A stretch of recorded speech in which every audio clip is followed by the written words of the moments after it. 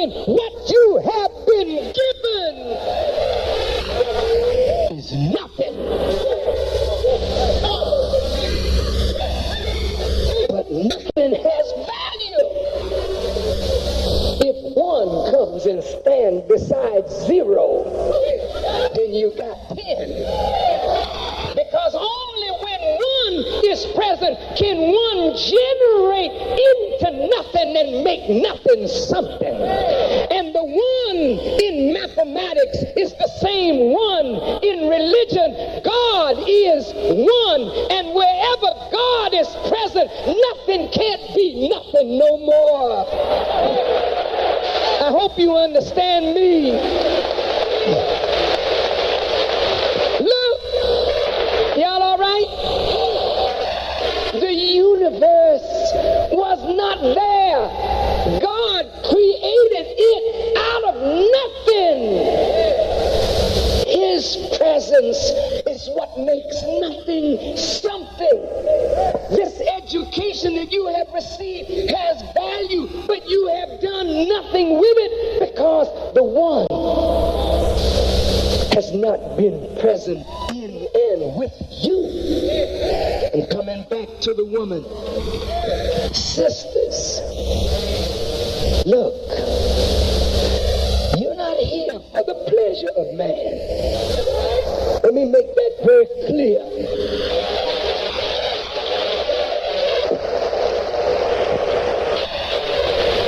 God gave man pleasure in you, but man has to be worthy of finding pleasure in you. Let me make myself clear. It's all right, brothers, if I mess up your world for tonight. But I just want to put some knowledge out here. I'm not trying to mess over things, brothers. I'm your brother, and I love you, but we just got to set it right. See, brother, the scripture says God made man first. Stop right there.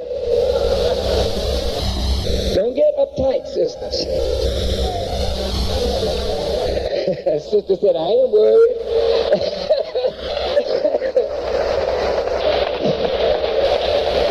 We're back in the Genesis again.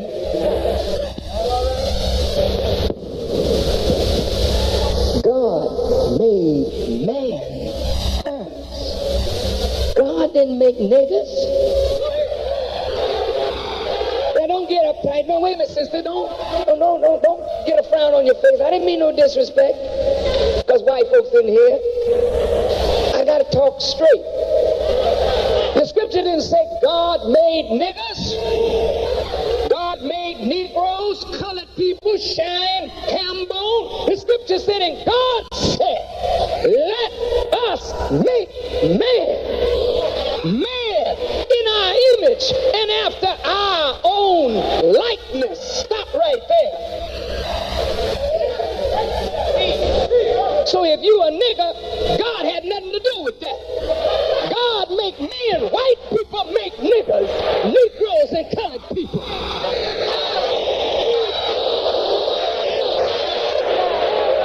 Yes.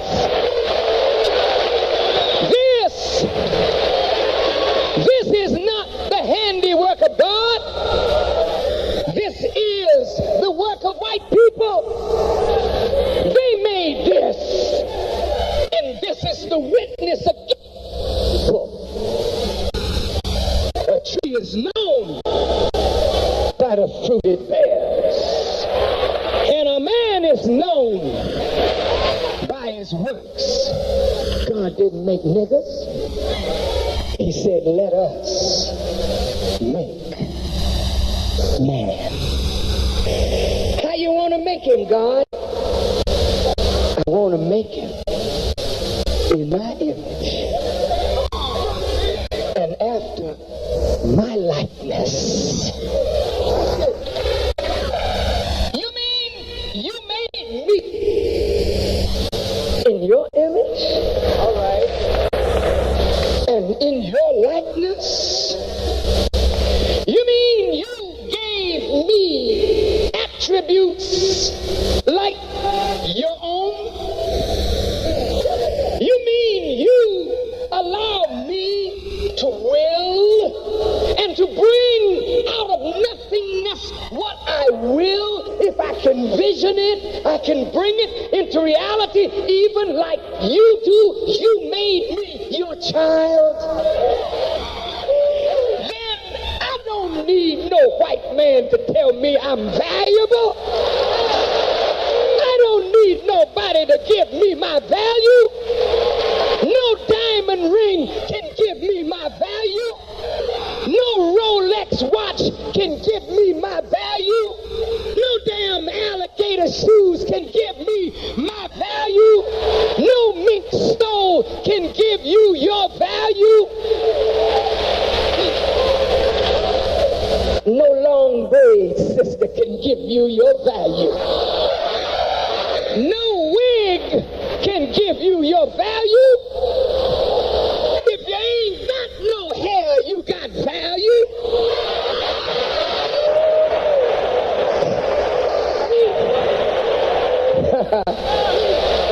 If you don't have the biggest bosom in the world, you got value.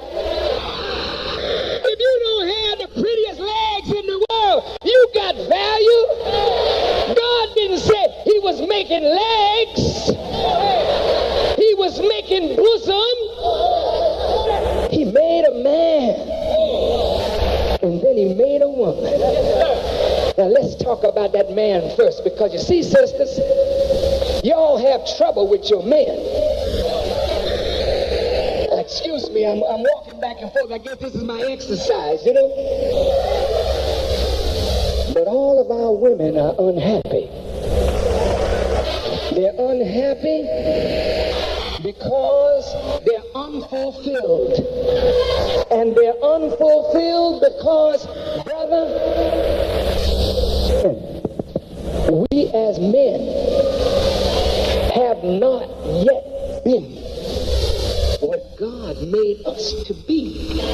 So if we are not what God made us to be, she can't become what God made her, because our relationship is intertwined and interdependent upon one another. Let me show you what I mean.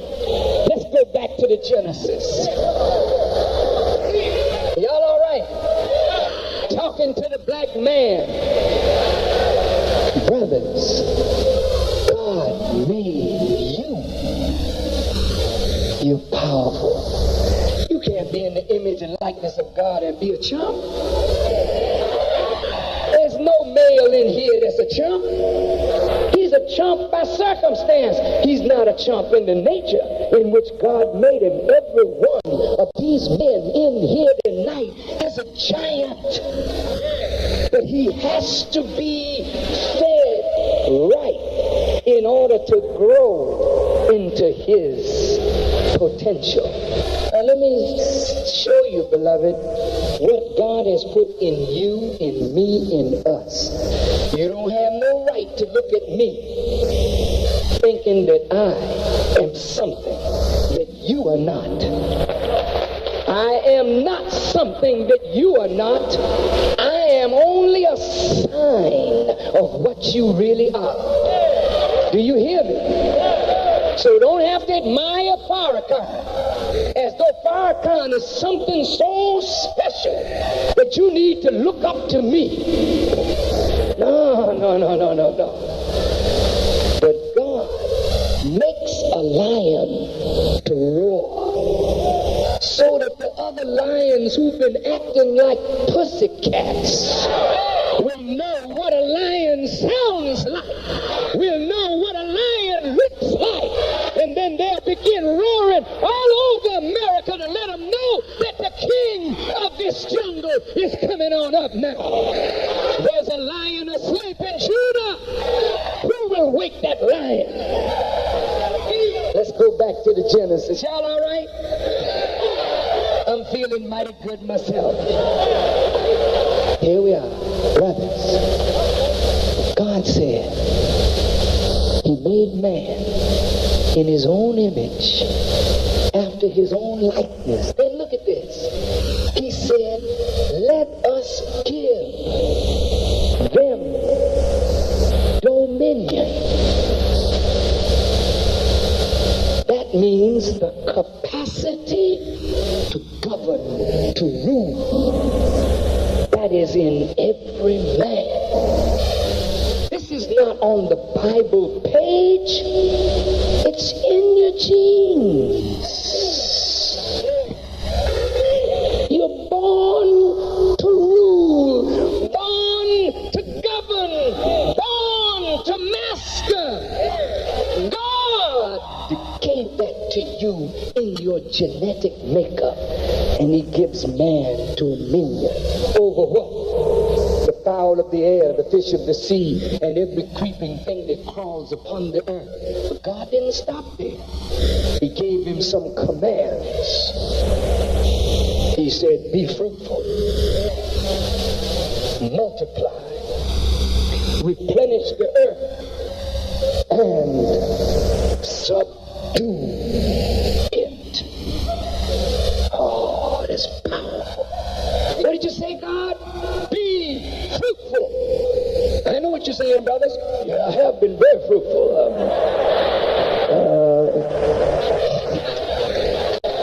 And the brothers sure have been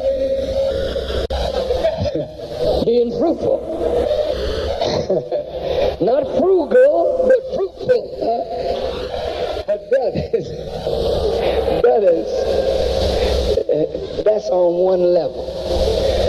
And that's the baser level of being fruitful. Being fruitful means bear fruit. Each man is a tree. And we won't know what kind of man you are unless you're fruitful and bear fruit that bear witness to you and the God who created you. Be fruitful. He explains it. Multiply. In mathematics, you have to have a multiplier times a multiplicand, and it equals a product. What is that saying, brother? When God says multiply, he's telling every man, you are to become a producer of something. And any man that is not multiplying is not producing. How can I multiply? God said, look, I put you here, you man, in my universe. You are the multiplier. This universe is the multiplicand. Take what I give you, multiply it by what's around you, and produce a product that bears witness that you are created in my image and after my likeness. Be fruitful, multiply, replenish the earth. Don't corrupt it. All right. Don't poison the water. Don't poison the air. Don't poison the land. Replenish the earth and subdue it. What do you mean, subdue it, God? Because the earth is a force. And that force is a challenge to what I breathe into your nostrils.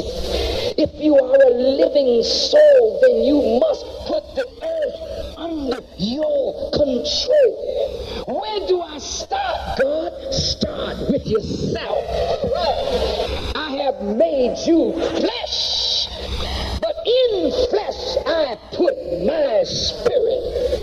The flesh is finite, but the spirit is infinite, and there is a raging battle between the flesh and the spirit. But if my spirit and my wisdom is strong in you, then you can cause your body to come under your control. Then you move out from your body. Then you make the earth submit to you. That's your power. That's man. Now I'm going to give you a woman because I don't want you to be alone. And this kind of work of multiplying and being a producer, you're going to need some peace and quiet of mind. You're going to need a help meet, not help mate, but a help meet. Because I'm putting on you a job. And I'm going to give you somebody that's going to help you meet your responsibility to me. And I'm giving you a woman. She's going to help you. Isn't that simple? And let me tell you something, brother. God gives